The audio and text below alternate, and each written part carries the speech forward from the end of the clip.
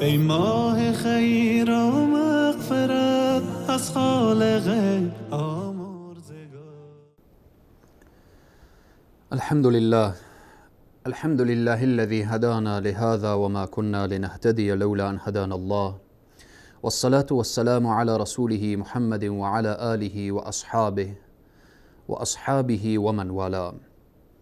قال الله تبارك وتعالى في القرآن العظيم: فأعوذ بالله من الشيطان الرجيم، شهر رمضان الذي أنزل فيه القرآن، صدق الله العظيم. عن أبي هريرة رضي الله عنه أن رسول الله صلى الله عليه وسلم صعد المنبر فقال: آمين آمين آمين. فلما نزل قيل: يا رسول الله، إنك حين صعد المنبر قلت آمين آمين آمين. الحديث، أو كما قال صدق النبي الكريم صلى الله عليه وسلم. خدمت همه صائمین ماه مبارک رمضان، بندگان محبوب الله سبحانه و تعالی، کسانی که روز در صیام هستید و شب در قیام، خدمت همه شما سروران و عزیزان و بزرگان، السلام علیکم و رحمت الله تعالی و برکاته.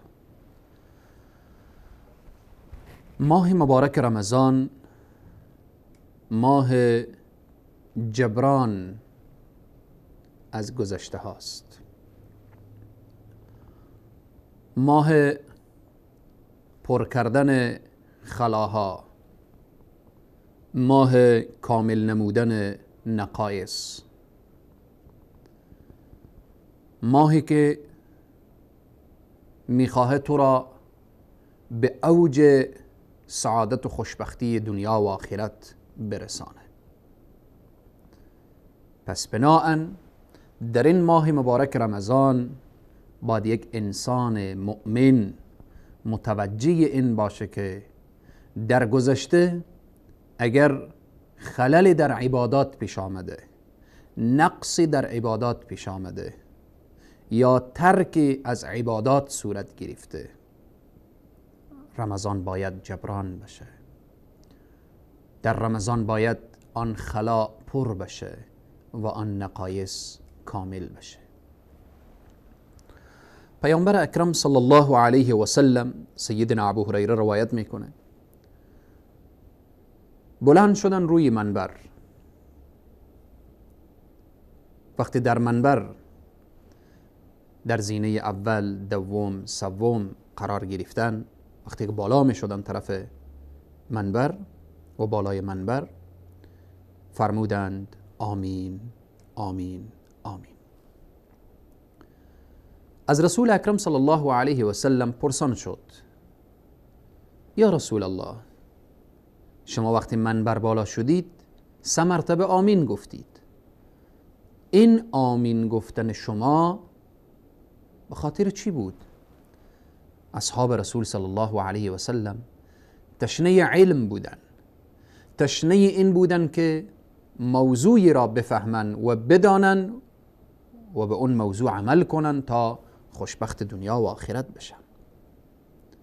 رسول اکرم صلی الله علیه و سلم فرمودن: وقتی که من بالای منبر بالا می شدم، جبرائیل علیه السلام آمد. جبرائیل آمد گفت: یا محمد صلی الله علیه و سلم، من دعا می کنم و شما آمین بگویید. جبرائیل دعا کرد و پیامبر اسلام صلی الله علیه و سلم آمین می گفتن. لحظه فکر بکن ای مسلمان، کی دعا میکنه و چی کسی آمین میگه. امروز ما اگر کسی برای ما دعای خیری داشته باشه چقدر خوشحال میشیم. اگر کسی برای ما دعای شر داشته باشه، دعای بد داشته باشه، چقدر ناراحت میشیم. اما باید بدانیم که دعایی که جبرائیل داشته باشه و آمین که رحمت للعالمین داشته باشه، یقین بدانید که این دعا رد شدنی نیست و پیشگاه الله سبحانه و تعالی این دعا اجابت میشه و قبول میشه. این دعا چی بود؟ خیلی مهمه.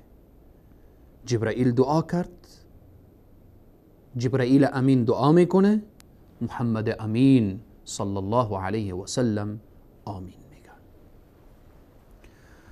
جبرائیل علیه السلام گفت هلاک باد آن انسانی، جهنمی باد آن انسانی، یعنی جایش آتش جهنم باد، آن انسانی که ماه مبارک رمضان را در میابه، یعنی رمضان میایه و او وارد ماه مبارک رمضان میشه و رمضان تمام میشه، این شخص مورد عفو و پروردگار قرار نمیگیره، خاطری که همه فرصت ها برایش مهیاست، همه دروازه ها،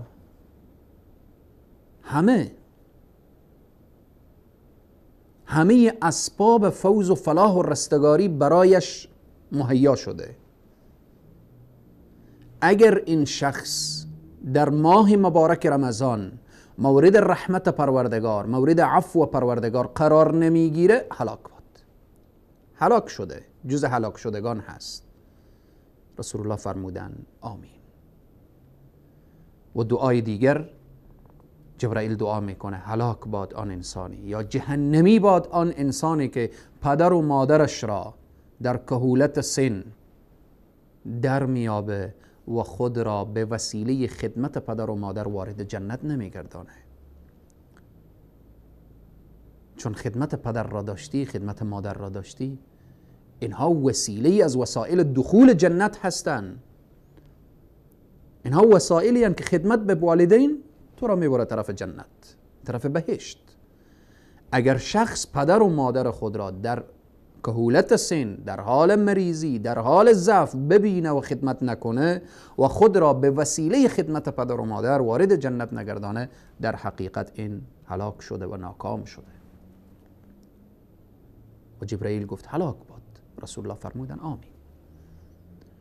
سوم فرمود هلاک باد آن انسانی که، نابود باد آن انسانی که نام تو را ای محمد صلی الله علیه و سلم بشنوه و درود نفرسته. اللهم صل علی محمد و علی آل محمد کما صلیت علی ابراهیم و علی آل ابراهیم انک حمید مجید. رسول الله صلی الله علیه و سلم فرمودن آمین. پس بحث ما اینه که ماه مبارک رمضان بهترین فرصت برای جبران هست، نه این که شخص در ماه مبارک رمضان از فضائل رمضان استفاده میکنه، از نعمتهای رمضان استفاده میکنه، از برکات رمضان استفاده میکنه، بلکه باید گذشته را هم جبران بکنه. خیلی فرصت مهیاست. الله سبحانه و تعالی دروازه های جنت را باز گذاشته، فتحت ابواب الجنه و غلقت ابواب الجحیم، دروازه های جهنم مسدود هست. و سلسله الشیاطین، شیاطین به زنجیر کشیده شده.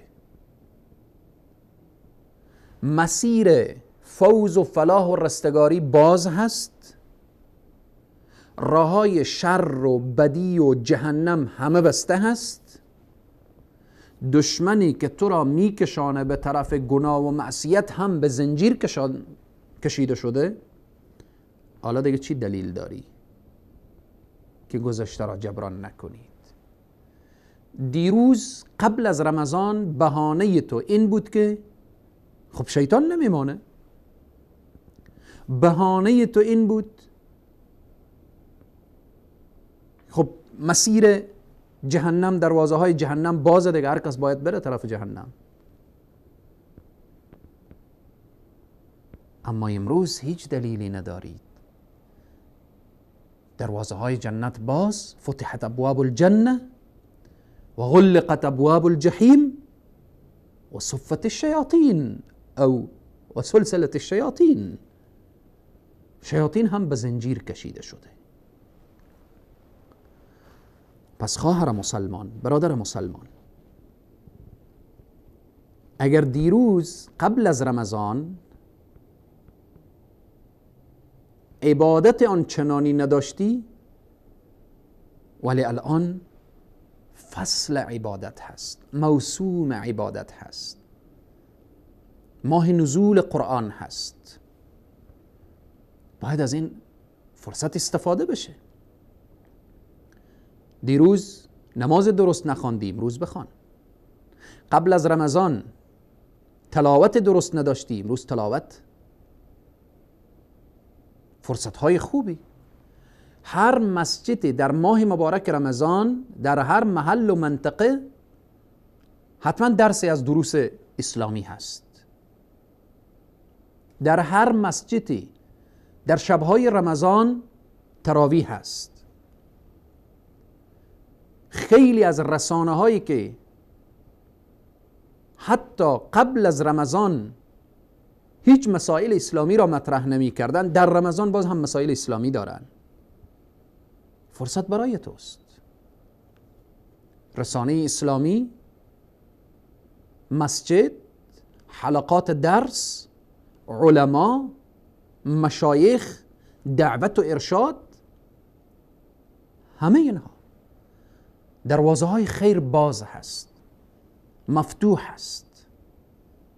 اما اگر این که تو باز هم جبران نمی کنید، این دیگه تقصیر از خود تو هست. هر شب منادی ندا میکنه. چی میگه؟ یا باغی الخیر اقبل و یا باغی الشر اقصر.